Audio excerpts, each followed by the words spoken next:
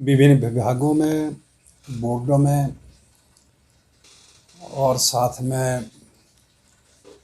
Societies में बहुत से नौजवान जो हैं वो आउटसोर्स के रूप में रखे गए हैं।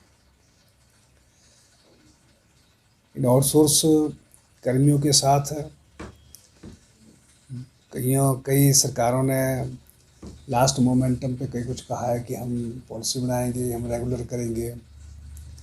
और मुझे लगता है कि इनके साथ बहुत बड़ा धोखा हुआ है। इस बार माननीय मुख्यमंत्री जी की अध्यक्षता में जो मंत्रिपरिषद की बैठक हुई, उस बैठक में तय किया गया कि जो आउटसोर्स कर्मी हैं इनके बारे में कुछ विचार किया जाए, और उस दृष्टि से मंत्रिपरिषद की उपसमिति बनी जिसका दायित्व हम 3 लोगों को सौंपा गया। हमने सभी विभिन्न विभागों, बोर्डों, कॉरपोरेशंस में जो लोग कार्यरत हैं उनके संगठनों के साथ,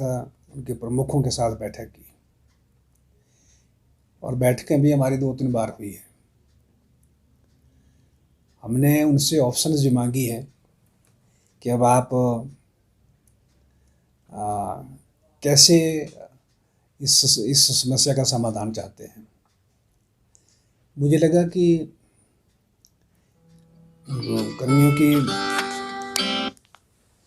उन कर्मियों ने जो हमें बताया कि हमारा बहुत बड़ा शोषण हो रहा है। लगभग अनेकों ऐसी कंपनीज हैं जिन्होंने इनको रखा हुआ है, जो उनको मानदेय मिलना चाहिए, उनको राशि मिलनी चाहिए, उससे बहुत कम राशि इनको मिल रही है। तो अब हम इस निर्णय पे पहुँचे हैं काफ़ी संवाद के उपरांत कि अब हम अगली जो बैठक है उसमें अभी हमारी बैठक हुई है पिछले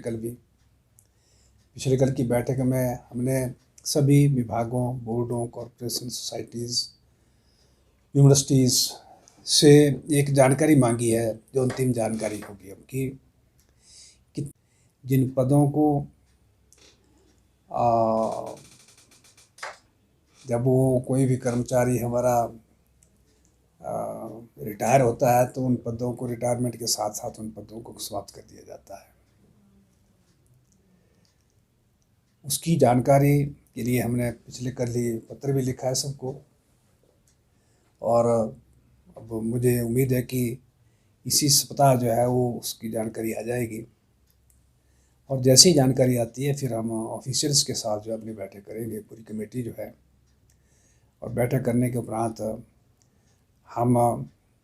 जो सुझाव आउटसोर्स कर्मियों की तरफ से आए हैं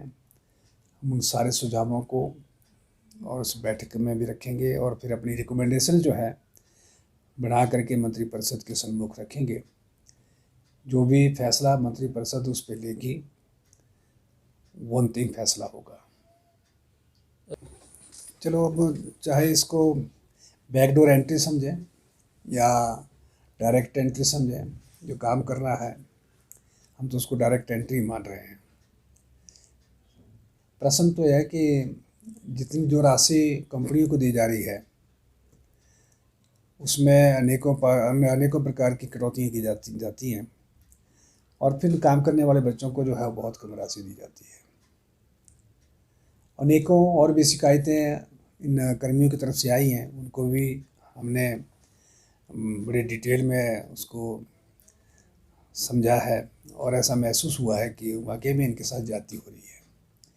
इस जाति का क्या समाधान किया जा सकता है, उस करके ही ये उपसमिति का गठन किया गया है। हम अपनी रिकमेंडेशन देंगे कि इस प्रकार की नीति अगर बनाई जाती है और अगर वो सारे कर्मी जो हैं इससे सहमत होते हैं तो वो इनके लिए भी नए भविष्य की शुरुआत होगी, और हमारे सरकार में विभिन्न जगह जहाँ भी वो काम कर रहे हैं वहाँ जो पोस्टें खाली पड़ी हैं उन पोस्टों पे भी को भी हम इस रूप में जो है वो भर सकते हैं, तो उस भरने की प्रक्रिया में भी ये सहायक सिद्ध होंगे।